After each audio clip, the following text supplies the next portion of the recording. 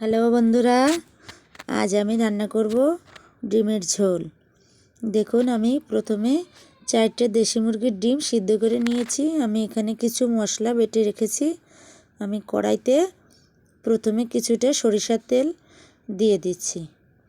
আমার তেলটা গরম হয়ে গিয়েছে। আমি প্রথমে অল্প পরিমাণে লবণ দিলাম আর কিছুটা হলুদ দিলাম।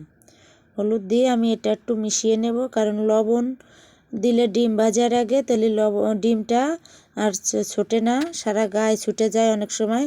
এই জন্য আমি লবণটা দিয়ে ডিমটা ভালো করে ভেজে নিয়েছি। ডিমটা দেখুন ভাজা হয়ে গিয়েছে। আমি ডিমগুলো তুলে নিচ্ছি। ডিমগুলো সব তুলে নিলাম। নিয়ে আমি একবারে কড়াইতে কিছুটা তেল দিয়ে দিলাম। তাতে কিছুটা দারচিনি, এলাচ দিয়ে দিলাম। দিয়ে কিছুটা তেজপাতা দিয়েছি আর কিছু গোটা জিরে ফোড়ন দিলাম। দিয়ে তাতে শুকনো ঝাল বাটা দিয়ে দিলাম। তারপরে এতে কিছু জিরে বাটা বা ধনে বাটা দিয়ে দিচ্ছি। দিয়ে একটু মিশিয়ে নিচ্ছি।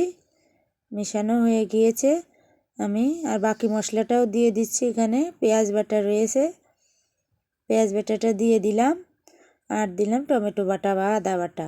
সব মশলাগুলো এক এক করে দিয়ে দিলাম। দিয়ে আমি মশলাগুলো সুন্দর করে একটু কষিয়ে নেব। ডিমের ঝোলে বা মাংসতে একটু মশলা বেশি করে কষালে রান্নাটা অনেক স্বাদ হয়। আর আমি এখানে কিছুটা আলু সিদ্ধ করে খোসা ছাড়িয়ে নিয়েছি। নিয়ে সেটা দিয়ে দিলাম। আর কিছুটা অল্প পরিমাণে লবণ দিলাম আর একটু হলুদও দিয়ে দিলাম। দিয়ে আমি এগুলো আর একটু সুন্দর করে মিশিয়ে নেব। দেখুন এভাবে মেশানো হয়ে গিয়েছে। আমি এবার কিছুটা গরম জল নিয়ে নিলাম। আমি অল্প করেই দেব। ডিমের ঝোলে বেশি ঝোল করলে ভালো লাগে না, তাই আমি অল্প করে একটু জল দিলাম। দিয়ে আমি এটা আর একটু লবণ দিয়ে, ঝোলেতে যেহেতু লবণ কম হবে তাই আন্দাজ মতো লবণ দিলাম। দিয়ে আমি ডিমগুলো দিয়ে দিলাম। দিয়ে আমি সুন্দর করে একটু মিশিয়ে নিলাম। এটা রান্না হয়ে গিয়েছে বন্ধুরা। দেখুন আমি ডিমের ঝোলটা নামিয়ে নিয়েছি। আমার রান্নাটা কেমন হয়েছে আপনারা সবাই কমেন্ট করে জানাবেন।